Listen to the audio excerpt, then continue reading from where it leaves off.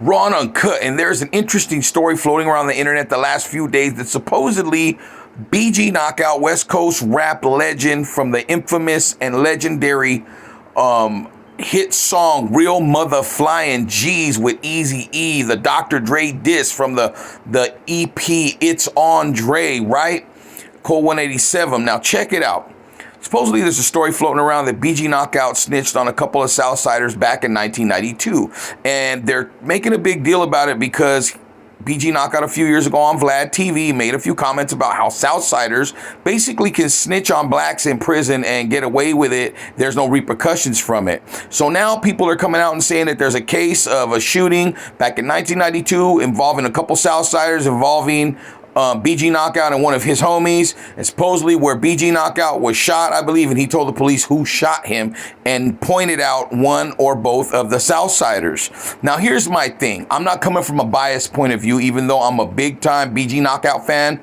I love the dude, respect the guy, love his music, and the impact he had in the mid-90s with his music and his pen and all that stuff that goes along with it, right? His image, who he is as a person, now he's changed his life, all that stuff. I followed the story of him and his brother. Anyways, if this is true, a couple of years before they got to Ruthless, him and his brother, before BG Knockout and Dresta got to Ruthless, there was already a group on Ruthless called Brownside, who were reputable Southsiders, Toker and Brownside, right? Reputable Surenos. If this is true that BG Knockout had snitched on a couple of Southsiders in 1992, why wasn't it not known by Toker? Why was it not known by Eazy-E? Why was it never brought up? Because Toker and Brownside, if they knew this, they wouldn't have kept their mouth shut and they would have been smashing on Knockout. Not to say they would have beat him up, but you know what I'm saying. There would have been some issues there because Toker and Brownside are real Southsiders. So how come this was never brought to anyone's attention? How come Toker didn't know about it? How come Southsiders never brought it to Toker's attention? Because Toker and Brownside are reputable Southsiders, and they know a lot of Southsiders, real Surenos, right? So that's my question. How come it was never brought to Eazy's attention? How come Toker and Brownside never said anything?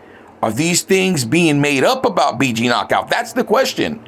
Is this story real? Is that paperwork real? Is this being made up? Because how come Toker and Brownside never said anything to Eazy-E? And how come they never knew about this case and never knew that BG Knockout had supposedly snitched on a couple of Surenos? That news would have gone through the grapevine pretty quick, don't you think? It's just my question. What do you think? How do you guys feel? Drop a like, comment, subscribe. Raw and Uncut. Is this paperwork real or is it fake? You decide.